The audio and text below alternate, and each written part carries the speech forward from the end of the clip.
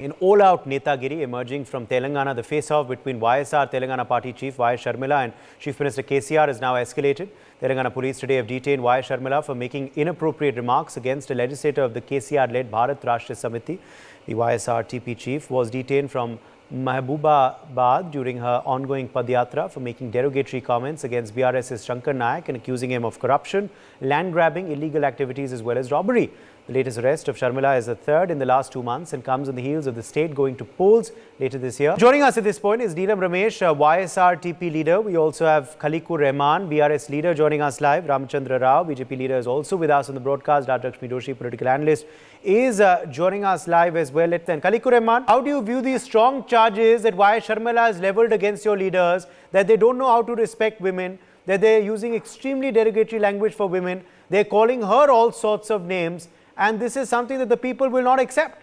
That Sharmila ji has got no locus standi here, and what is her contribution to the people of Telangana? She is the one who has opposed the formation of Telangana, and just because her brother has not given her any kind of room in the Andhra politics, she has come to Telangana, and now she is trying to act as if she is the savior of the people of the Telangana. And you are talking about respect to women. Your government will never respect a woman. Recently, we see the governors. You disrespected the governor. You not obeyed any governor rules. And not only governor, any woman you will not give any respect.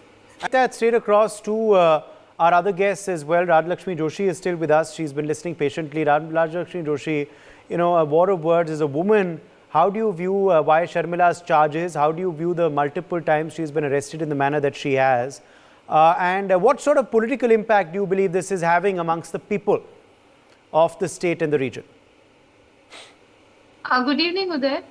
And, I've been listening to everything that was spoken for Y.S. Sharmila and against Y.S. Sharmila ji. Yes. And, what I have seen and what I feel is, as a woman, I feel that, it is always doubly difficult for women to stand up against any politician, or, it is so easy for somebody to abuse the dignity of a woman. It is so easy. And, let me tell you, while I don't endorse at all any kind of abusive language by Sharmila ji or against her, I don't endorse any of that.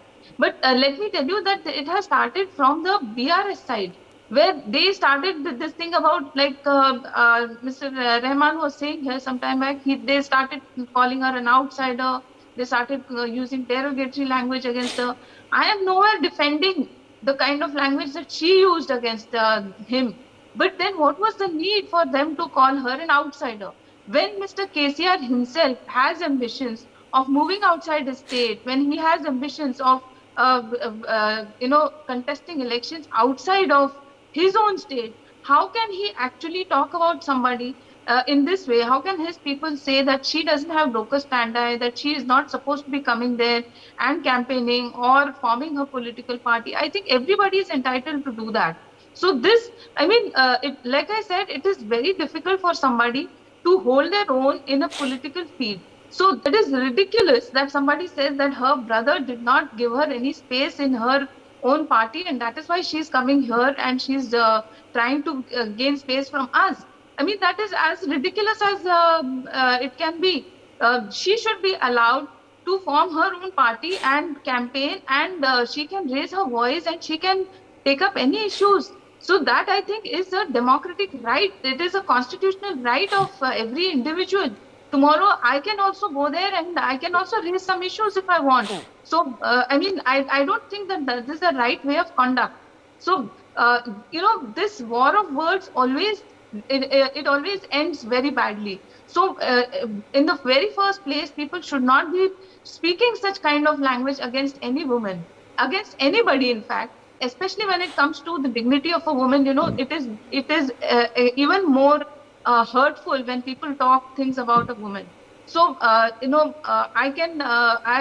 definitely do not endorse some abusive language used by anybody.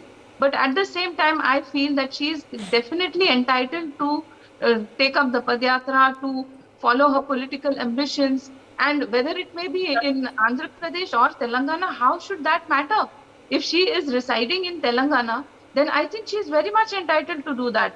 Whether her actions have an impact on the elections or not, that is a completely different thing. But today we are discussing about whether her arrest was necessary and why she was stopped, why Padyatra, all of those things. I feel that was absolutely unnecessary. They were creating this kind of a situation, and which is why she has responded in this way. I think anybody in public space should not resort to this kind of language.